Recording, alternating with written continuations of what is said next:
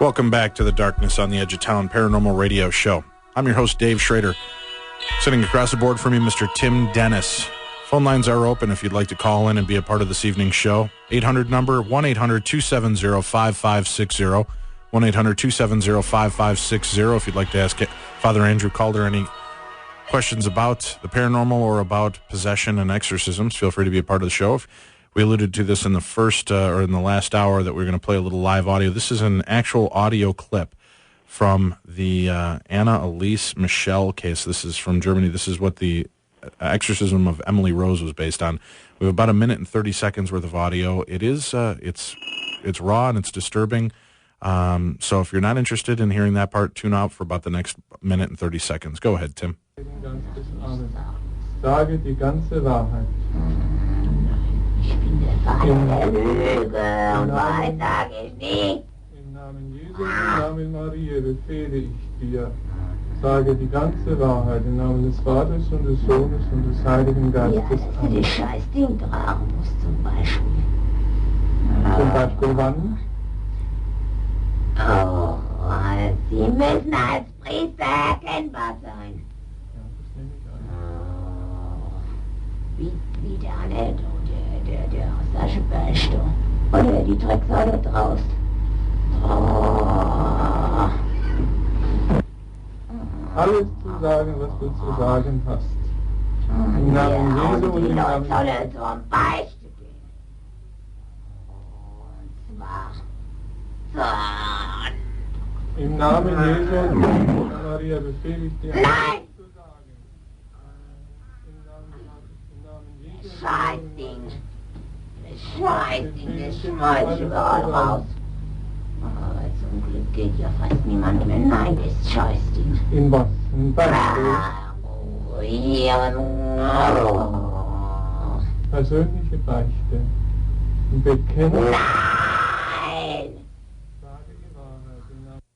That is actual audio from the original exorcism of Anna Elise Michel, where the movie The Exorcism of Emily Rose was based on. Unfortunately, the exorcism took its toll on Anna Elise, and she passed away from this. Father Calder, I'm just curious, and I don't mean to be sarcastic or a smartass here, but does every demon have to sound like Linda Blair's character? Do any of them come through going, "You look fabulous, Andy. Have you lost weight?"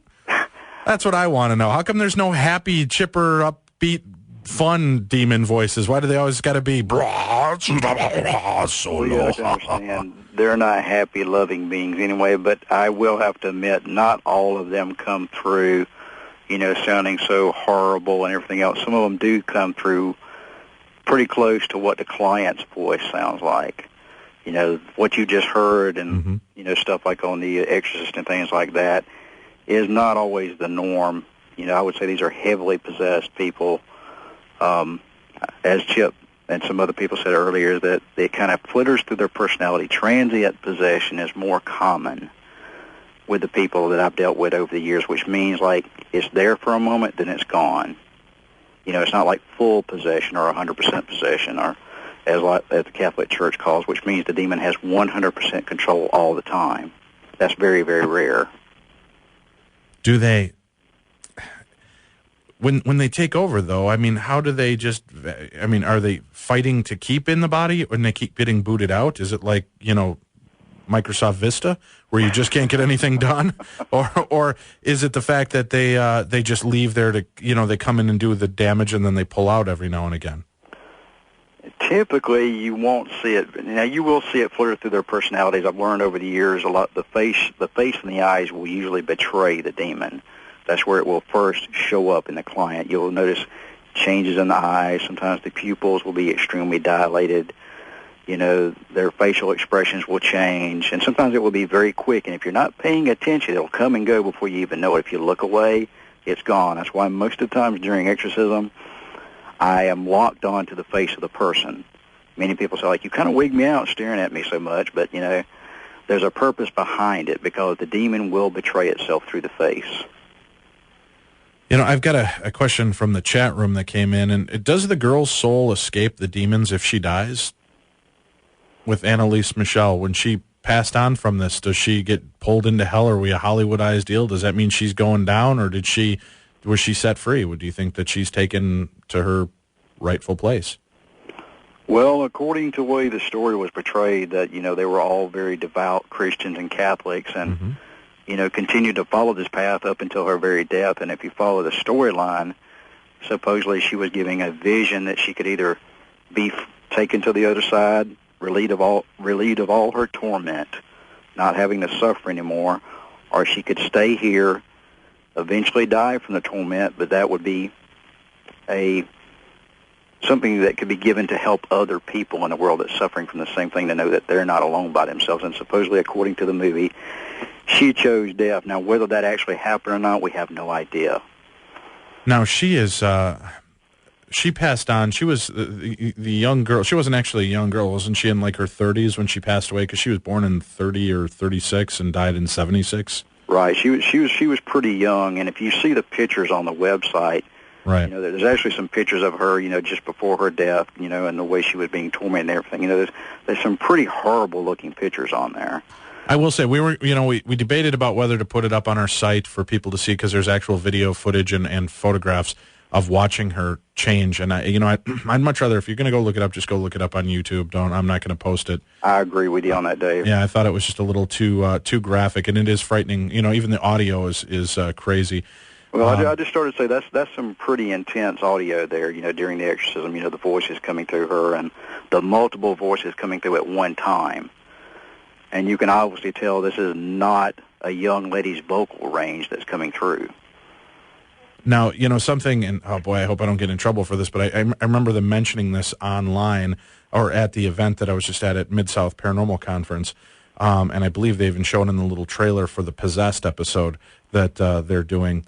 They were using Bill Chappell's, I believe it was his Ovilus or his paranormal puck, and they were dealing with a case of possession, and they asked, "What is your name?"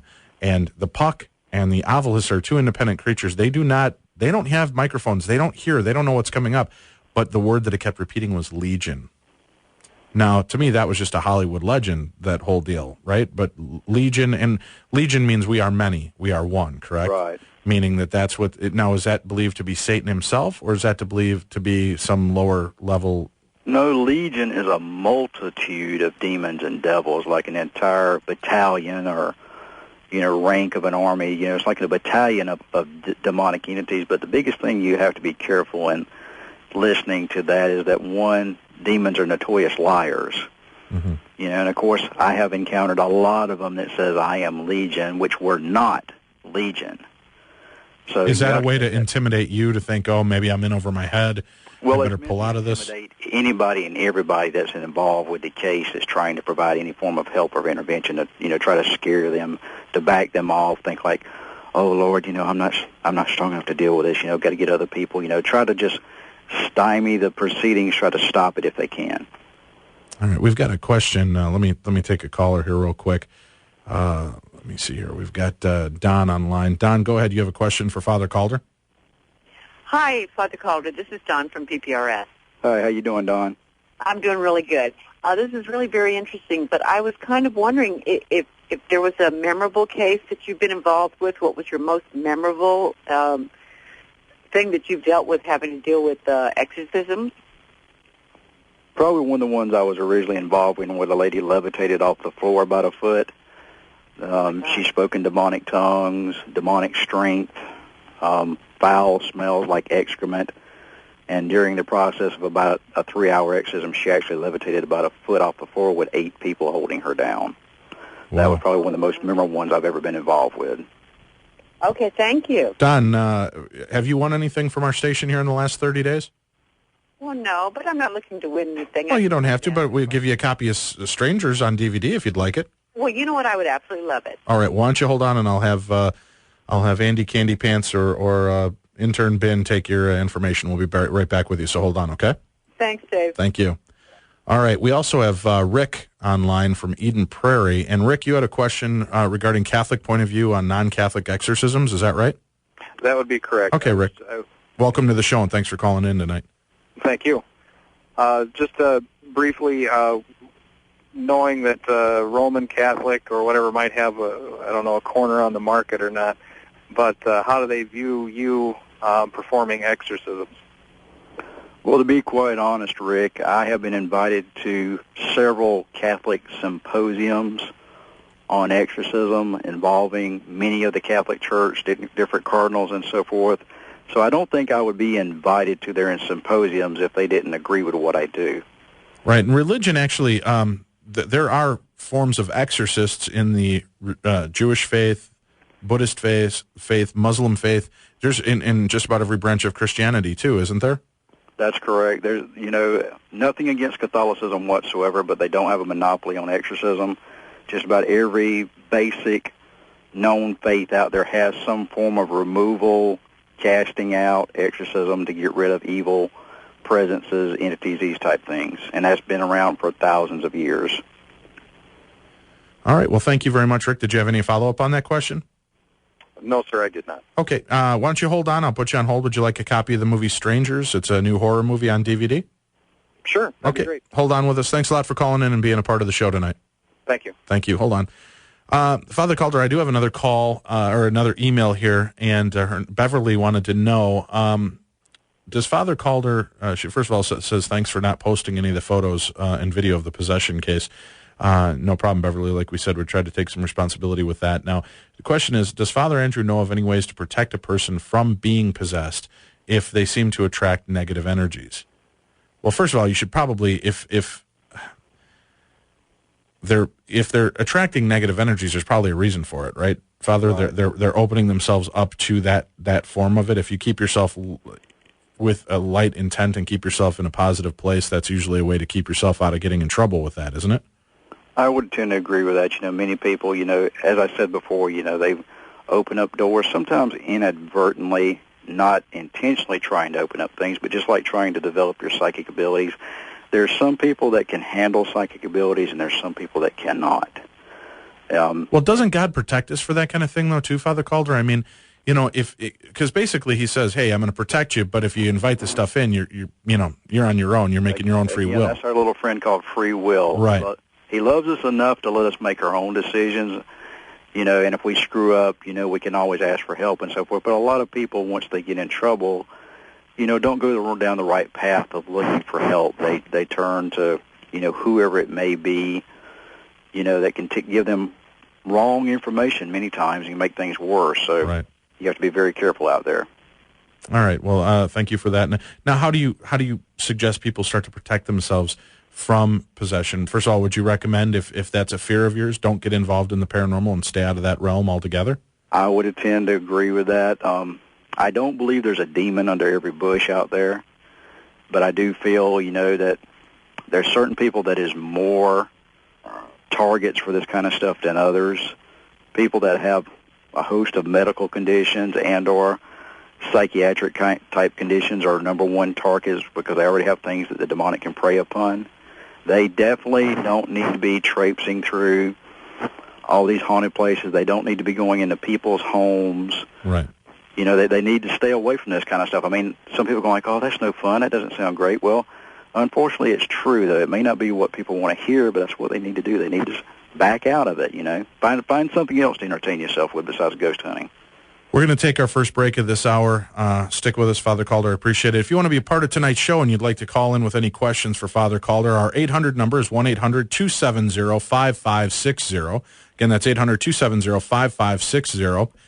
For a quick mention for the story contest we have going on, we're going to still take submissions. I think we're going to do this in November, Tim, where we're going to read some of the stories online. We're putting together a book for charity as well. If you'd like to send in your original scary stories written in a novelization form, so that it's narrative and fun, but a really good little scary story. It can be between 1,500 to 2,500 words. We'll pick the top 10 stories. We'll read them on the air eventually here, and we're going to also try to put together all the different stories into a book that we'll use to raise money for Second Harvest Heartland. And if you'd like to give a donation, go to 2ndharvest.org. Again, that's 2ndharvest.org, because every dollar that you donate supplies $9 of food to a needy family. So as little as $50 will make a $450 food advancement to people that are in desperate need. We're going to be right back. You're listening to the best in paranormal talk radio, Darkness Radio. Good evening. Welcome back to the Darkness on the Edge of Town Paranormal Radio Show. I am Dave Schrader, and I'm running with the devil right here every Saturday and Sunday night, 9 to midnight, on your home for paranormal talk expertise. Although I can't actually say the other words during the first break, Tim. That was horrible. You're listening to Paranormal Radio. Best and Dave Schrader. Should quit crushing up sleeping pills and putting it in your drink. Exactly. Doping me up to get me in through the show. Father Calder, we have another question here from our one of our callers. Let's bring him online. Steve, you're online with us. You have a question for Father Calder? Hi, Father Calder. I had, years ago, I had actually been involved in an exorcism, but I don't want to get too involved in the question, but I do believe what you're saying in that. But I listened to Father Malachi Martin years ago on the old Art Bell show, and he described something called form of possession called obsession, and he said it probably was the most... Obsession or oppression? I think it was obsession. Okay. And it was basically just the human weakness left open, and that the most dangerous type of possession could be, in fact, obsession, because people know they are possessed and they embrace it. Oh, actually, I've heard of that too, Father Calder, where people have been possessed, they've been delivered, and they actually miss that, and they bring them back. The demonic, they've had it so long, it helps them to make decisions. It helps them, gives them unique abilities like psychic information that they otherwise wouldn't have. So it starts to become a psychological crutch for the person. And when it's taken away, many times, I'm not saying all cases are like this, but I have run across a number of them that they don't know what to do anymore. You know, their decision maker, their friend, their helper's not there anymore, so they're kind of at a loss, wandering around in the dark. They kind of get codependent with the demonic entity, and sometimes they do invite it back in. I also wanted to ask Father Calder, too. Father Malachi had done over 3,000 exorcisms as the Vatican exorcist, and he said that there was a couple of them that took actually years. Right. Each time they would take a little bit out of them, and Art Bell always speculated that they ended up killing Father Malachi Martin himself. You know, do you feel like you've lost something each time you do one of these exorcisms? Well, all I can tell people is that they say, okay, well, you go and do the exorcism, la-di-da, go ahead and leave. Well, I can tell you this, each and every one I do, afterwards you feel like you've been through a 10-round prize fight, with a heavyweight boxer. Yeah. You're physically drained. Many times you'll feel the effects of it for days afterwards. Usually after a major exorcism, I'm kind of wasted for about 3 to 4 days afterwards. So it does take its toll upon you. I have to agree with you on that. Do you do it in tag team form or tandem form, Father Calder? Will you go in, like they had in the Exorcist case that they showed on in the movie? They had the two priests come in, so when the one priest needs to take a break, the second one can step up and keep dousing them with holy water and reading scriptures. Is that how a normal exorcism case will happen? You have two or three? That's a perfect world exorcism, Dave. Usually you don't always have the luxury of having 2 or 3 extra priests to be available at the time to do this with. So I'd say in a large majority of the time, that doesn't happen. Usually there's going to be one priest, and if you're lucky, maybe a few people to assist you. Well, Steve, thank you very much for being a part of tonight's show. Would you like a copy of the new horror movie Strangers on DVD? Yes, I would. All right, I'll put you on hold, and I'll have Andy or Ben will take your call. We'll be right back with you. Thank you very much for calling in, Steve. Thanks. Thank you, and keep listening. Father Calder, I'm curious about this. Do you have you ever dealt with repeat demons, where you've in the movie The Exorcist they cast it out, and then it seems like this demon knows the father when he comes back, and I can't remember Max von Sydow's character's name in this. Do you remember that, Tim? In The Exorcist, Wasn't it Father Malachi? Father Marin, I think it was. Father Marin, that's what it he remembers Father Marin from a past exorcism. Do you ever run across demons that just kind of leap from what you boot them out of one place and then they head over to another body and take them over? Or when you beat them back, do they just vanish? They don't typically vanish. They're not destroyed. That's what people have to understand, is they're just cast out of that particular person.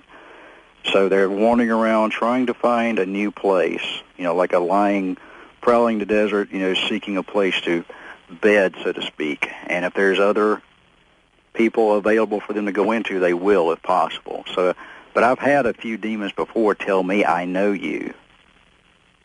Now, what do you think that they mean by that? Is it that they've known you before, or that they just know who you are and they're trying to screw with your head? More along the lines of trying to screw with your head. I think I may have encountered them in somebody else once before. Or, once you get involved in this realm and step across the line, you always have a target painted on your back. So, I've always had the little joke of thinking, they have their little buddy card games and stuff like that, and they pass your name around. They know who you are. Right. Hey, guys, I don't know. I just got done with this Andy Calder. He's pretty good. You guys should go possess somebody you can mess with. Yeah, I would think that'd be a bad thing for the whole demon realm, though, because if they beat you once, you don't really want to send your buddies on to tackle you, do you? Well, they're always going to try. Let me ask you this before we go to break here, and this is going to be one I want you to chew on before we come back and get an answer for it. One thing that I've had a real problem with in the field of paranormal investigating is children's spirits. Mm-hmm. I just, I have a strong Christian faith. I grew up Lutheran. I believe Jesus Christ is my Savior and God is up there and everybody's taken care of. And I just have a hard time believing God would leave behind the spirit of a child. Because even in the Bible it says at the time of rapture, the children and the believers will be taken. But the rapture hasn't happened yet. Right, but that leads me to believe that God's going to take the innocent. He's going to not leave children's spirits wandering the earth. Do you think that children's spirits that appear on earth are nothing more than demonic or malevolent spirits taking on the guise of something that you're going to, like puppies and children, we're all going to stop to try to help, and is that how they get in? Don't answer it now. Let's answer that when you come back. You're listening to Darkness on the Edge of Town Paranormal Radio. Good evening. Welcome back to Darkness on the Edge of Town Paranormal Radio Show. Hey, guys, our Halloween party's coming up this Friday. We'd want you to come out there and say hi to us. Going to have some cool door prizes, fun stuff to be a part of. It's a free party. Come on out, drink, party, eat, and have some fun with the entire cast of Darkness on the Edge of Town Radio Show. Tim, myself, Susan, Bree, Nicole, Adrian from England. We're all going to be there. And we're going to also ghost hunt from 1:30 to 4:30 in the morning at the very haunted Palmer House Hotel in Sauk Center, Minnesota. Go to our website at darknessevents.com. Click on the Palmer House Hotel Halloween party. There's information and phone numbers for other local hotels so you could stay right in the area. You can come out, party, have a little fun with us. It's going to be a great time. And let's get back into our show here. Now, Father Calder, before we went to break, I had asked you about children's spirits and do people open up? Now, let me ask you first off, we'll break this into a two-parter. Do you believe that children's spirits do stay here? Yes, I do. Okay, and do you believe that some of these quote-unquote children's spirits are not true children's spirits? They are malevolent or demonic forces trying to take advantage of weak people that want to help children? Well, I don't think it's necessarily weak people, but Well, I don't mean weak in that sense, but I mean they know, if my friend Susan, I love her to death. If she thinks it's a child's ghost, she will do everything, and she'll come with me. Come on, honey, hop in my backpack. You come back and live with me, and I'll take care of you kind of thing. That's what I worry about is people like that have a big heart and are weak to children in that sense. That don't you think that is something that they're looking for? And it's real easy to be that. As I said, they're opportunistic predators. They're trying to find any frailty, any weakness within our psyche, emotional, spiritual, whatever, that they can take advantage of to gain entry into your life. In a high number of cases that I've worked, the clients have reported in the beginning seeing what they thought was a little boy or a little girl. And I think the main issue with that is to get you to drop your defenses, not be so cautious, oh, it's a little boy, it's a little girl, let them stay, it's okay, they won't hurt us. Right. And by that unconscious thought, you're allowing it to be there. And once it has that permission, then it changes into other things. No, very rarely have I ever seen, a true little boy, little girl spirit, hang around when there was demonic presences around. They're smart enough to know to get the crap out of there. Right. Now, do you feel, though, that, and I've always wondered this about spirits as well, you know, if we can come back however we want, and I was happier as a 10-year-old than I was as a 41-year-old, could it be my spirit just back haunting, but I'm taking the form of where I was happiest, in a place I was happiest? I can't say no to that, Dave, because that's always a possibility, and there's so much on the other side we don't know. Uh-huh. All right, well, we've got Vernon online here. Let's go ahead and take this call. Vernon, you're calling. Where are you calling from?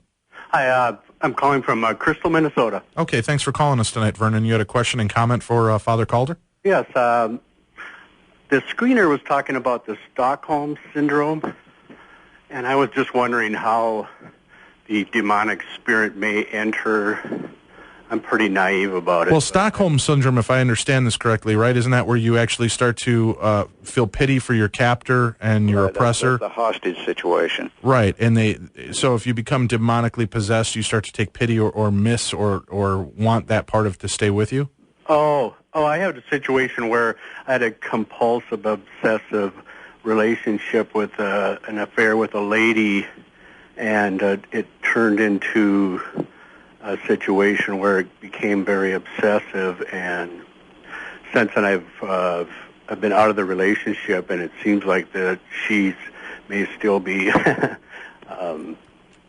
obsessing or demonically or having some control. And I don't know if that you talked about some codependency behaviors and the ego being part of that. So I was wondering, how would you know that there may be some kind of possession there rather than just your ego personality or Well, first of all, I recommend to anybody, and I try to rule out the real world before I jump to the paranormal.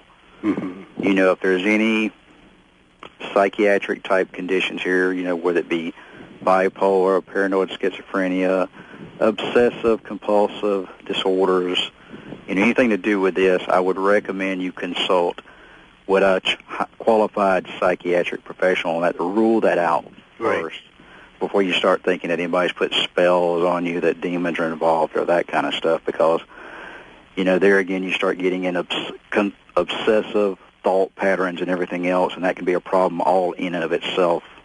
Could that possibly be a possession, a way of the possession taking hold through that media? Possibly. You could be opening yourself up to something like that, but typically, unless you're already involved in ghost hunts, mediumship, seances, stuff like that, that in and of itself is not going to be enough to open you up, although it can. Now, I can't totally rule that out. Because I have, high clairvoyance, and I am bipolar. Mm-hmm. And I've had a lot of experiences, never anything that's been monitored, but I've had a lot of intuitional clairvoyance. Mm-hmm. So, and you were talking about that may open you up to the supernatural, having a mental illness plus a clairvoyant personality. My father. Again, with your therapist or whoever that you work with, your counselor, whatever it may be, I would try to make sure that your conditions are stable, that you're not having issues with it. If you have to be on medications, by all means, take some form of medication to be stable. Then you can go on to more non-worldly type issues here, but I would rule out the real world stuff first. Yeah, it may be rare. It may be rare. I'm not saying it can't happen, but as I said, rule out the real world first. Well, do the demons, do you think, Father, find people that have mental weaknesses, and again, that's no slam on you, Vernon, but people that have bipolar disorder or depression, are they easier targets for the demonic to attach yourself, or do you still have to invite them in some way to make it a party? I mean, just because I've got bipolar disorder or depression, and I have thoughts of suicide, does that automatically invite in this evil? I don't think that automatically invites it in, because I know quite a number of people that has bipolar and obsessive compulsive disorders, but they don't have demons with them. Okay. But I do think that makes you a little bit more vulnerable. Sure. To be able for them to work on you. So, as I said, you have to get your conditions stable. I've had a number of people that contact me saying, I got demons and stuff like this. I remember a gentleman one time in Florida that contacted me saying that he He heard voices all the time, and he had been diagnosed with several different psychiatric conditions that he was on medication for. He had lost jobs because of these voices and everything else. You know, he swore they were demons. But unfortunately, nobody in his family had ever experienced any phenomenon. They never seen anything. They never heard anything. And typically when you got somebody that's got demonic possession, demonic infestation, demonic attachments, other people in the family are going to experience something, especially if you were with that person for years. Right. You know, they're going to validate something that you're experiencing. You're not going to be the only one that experiences it. Well, Vernon, thank you for giving us a call. I hope if you're having some issues, please get some help on that too. And why don't you stay on hold, and we'll get you a copy of the horror movie on DVD, The Strangers, if you'd like a copy. Okay. All right. Thanks a lot. All right. Hold on, Vernon. Thanks for being a part of our show tonight. Sure. Bye. Father Calder, I'm curious. We always talk about demons and that stuff for possession. Can we be possessed by the spirit of a human? I've encountered some people that does. Typically, these people have some form of mediumistic type abilities. Okay. That they're somehow inadvertently allowing these things. They may not be consciously saying, okay, I want the spirit of Aunt Ethel to come into me, Right. But they just may have natural mediumship type abilities. And, of course, there's some human spirits out there that don't have our best interest in mind. They miss the human life. They miss all the vices that they had when they were in the flesh. Can that happen to me? No, Father Calder, I'm not an alcoholic. I'm not a drinker. If I go into a bar setting, though, I've watched people who are not big into drinking, all of a sudden, man, they're just chugging. Mm-hmm. And they're really just getting absolutely lit like a Christmas tree. Mm-hmm. Could it be that it is the spirits that are hanging out? Because I hear bars are a real hopping place for spirit activity. They come there to hang out. If they liked it in life, they're going to love it in the afterlife as well. So they'll hang out there and they kind of suck off your vibe that you're pulling in the bar. Well, I've heard that as well. I've also heard that, there's a lot of demonic entities that hang around bars because of, one, alcohol, affects the defenses of the body, the aura, and things of this nature. Mm-hmm. So they're less protected, so to speak. They're more open to these type of things, so I can't rule that out. All right. Before we go to break here, I've got something I'd like you to listen to and our listeners. Again, this is another strange bit of audio that was sent to us by a listener. We were brought up with this, and it's an interesting deal, and I'll give you a little background about this. Maybe, Father Calder, you may have already heard this, or some of our listeners may have. This was new to me. Again, I don't know what the realism of this is, but according to the news story or the information I was given, a research team in Siberia made a shocking discovery. As they were drilling, the drilling team, who drilled about 4.4 kilometers deep in the crust of the Earth, reached a large empty pocket. And in that pocket, they reached a temperature of over 2,000 degrees. After they lowered a microphone to listen to the Earth's movement at certain intervals with supersensitive microphones, which were let down through the hole, they were able to capture some really amazing sounds. They actually call this screams from hell. It was sometimes a weak but high-pitched sound, which we thought to be coming from our own equipment, explained Dr. Azarkov. And again, this is kind of a disturbing bit of audio. He does say, but after some adjustments, we comprehended that indeed the sound came from the Earth's interior. We could hardly believe our own ears. We heard a human voice and many voices, and they were screaming in pain. And they believe that this is what they may have opened up as the mouth of hell. Even though one voice was discernible, we could hear thousands, perhaps millions in the background suffering, screaming, he stated. They recorded the sounds, and the drilling members who were there that day in Siberia kept copies of it. I guess one person who had passed away a time, but his brother had actually, or his brother's son, the nephew, had actually found the copy and remembered the story of the incident in Siberia that he had told him about, and he had released this to another radio show in the past. So we're going to go to break. I'm going to play out this audio for you, Father Calder, see what your thoughts are on this. He did send the copy of this audio out to different stations, and that it is true that they recorded in the drilling hole. There are some rumors that I guess have spread that this could have been a hoax, but the people in the know that have come forward since then have said that this is a true story. This is some of the most chilling audio I've ever heard, so we'll play it out here with you, Tim. So go ahead, and then we'll come right back. You'll be listening to more Darkness on the Edge of Town. We're going to be back with Father Andrew Calder if you have any questions. And here's the audio, Screams from Hell.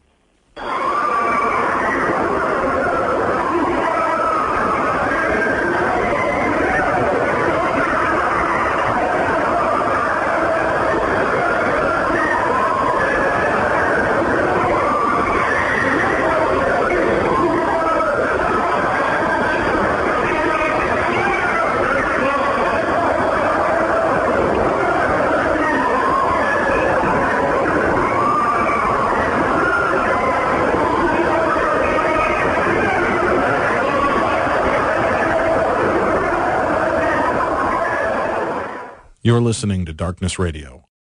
Good evening. Welcome back to the Darkness on the Edge of Town Paranormal Radio Show. Check out our website, darknessradio.com, for all of our upcoming events. We also have some of our cool T-shirts and merchandise up. You can go out there and get the Darkness Radio T-shirts, show everybody you're a fan of the show. You can also get some of our more humorous shirts. We've got the Don't Scare Me, I Poop Easily shirt, the I Think I Just EVP'd, You Can't Scare Me, I'm Drunk, and Warning, This Body Protected by Malevolent Spirits. Those shirts are all on our site. Just go to darknessradio.com, click on the merchandise tab. Also, do me a favor this week, if you're in the Twin Cities, support us. We're going to be on KFan in the morning, 7 o'clock on Tuesday, 7 a.m. Go to kfan.com or 11:30 a.m. You can hear us there. We're going to also be on KDWB this Friday, and we'll be on around the 7:30 in the morning time slot. Check them out at kdwb.com, or you can listen on the deal. What is it, 101.3? 101. What is it? That's my temperature. What is KDW? I can't remember. 101. Yeah, it's something like that. Anyway, kdwb.com. You'll find the information there. There you go. Also, tomorrow Tuesday, I'm going to be on Showcase Minnesota on KSTP Channel 5 at around 10 o'clock in the morning for that show, so check it out. Showcase Minnesota on Channel 5? Channel 11. That's what I said. Showcase Minnesota on Channel 11. KARE. Good thing we're pre-recording the show and we can edit it, right? No. Crap, no, it's live. Yeah. All right, Father Calder, welcome back to the show. Thank you. I want to know, we're going to take a call here. We've got David on the line with us. And David, where are you calling us from today? I'm calling from Lake Elmo, Minnesota. Okay, Lake Elmo. David, thank you for calling into the show and being a part of it. What question did you have for Father Calder? Well, one is, has he ever encountered anyone that was quote-unquote perfectly possessed?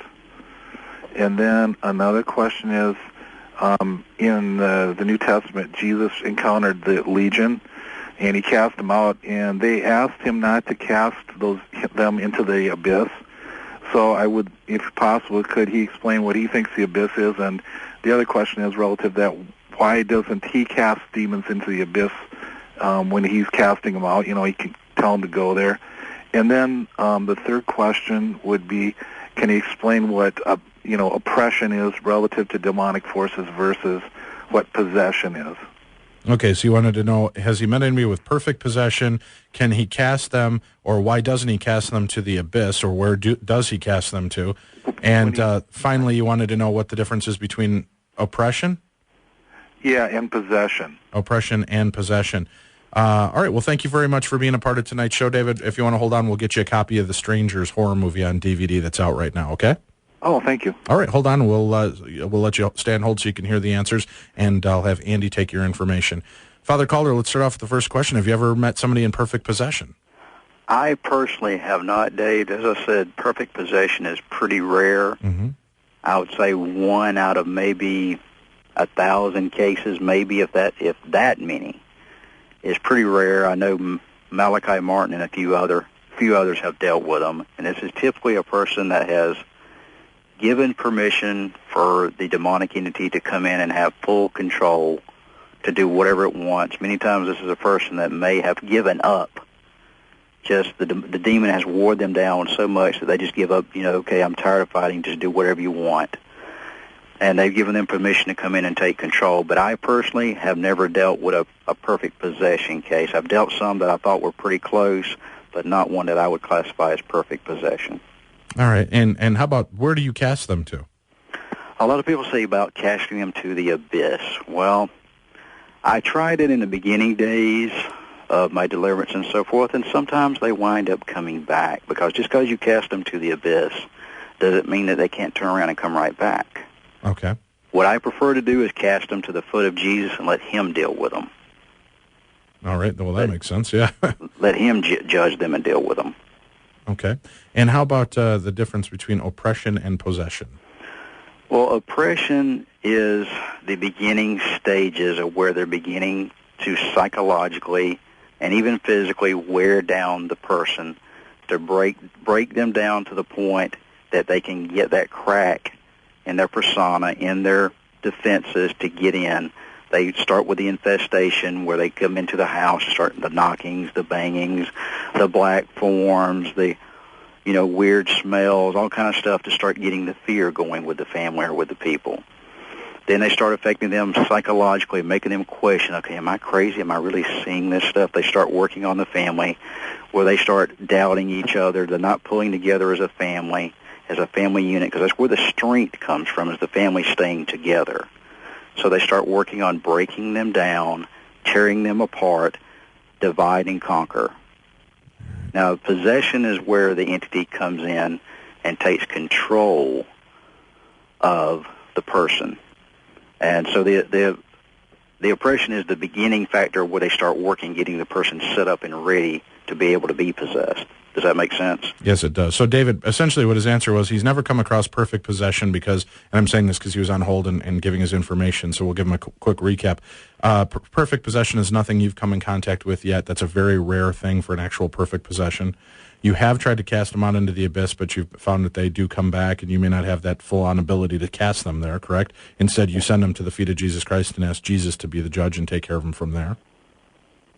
And then finally, the difference between oppression and possession is when they're breaking down your defenses, like getting through your immunity, right? Mm-hmm. And they break you down. They separate you from your family and friends. They get into your head and start doing that. And then once you give in, that's when possession takes place.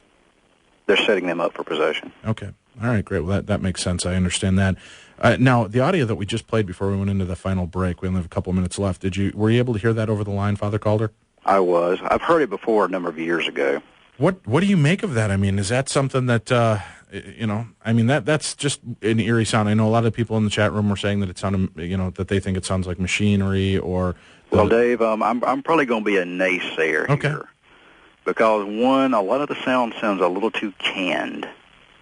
It sounds like something being produced. And also, too, I don't know a lot about microphone technology and stuff like that. You guys there at the studio probably know more than I do. But they talk about they lower a high, sensitive mic down into a hole 2,000 degrees in temperature. Mm-hmm. I have problems believing that a highly sensitive microphone, to be able to withstand those temperatures, have to be shielded to some degree to withstand that. And if it's shielded, it's not going to pick up that quality of sound. Tim, would you agree and concur on that thought? I don't know, Father Calder. Iron Man can fly into 2,000 degrees. That's it. There's got to be some metal alloy out there. There's the logic I have to deal with, Father Calder. If Iron Man can do it, anybody can. Yeah. Well, Father Calder, I appreciate you being on the show with us again tonight. And people, if they have questions and they're dealing with negative forces, how can they reach out to you and get help?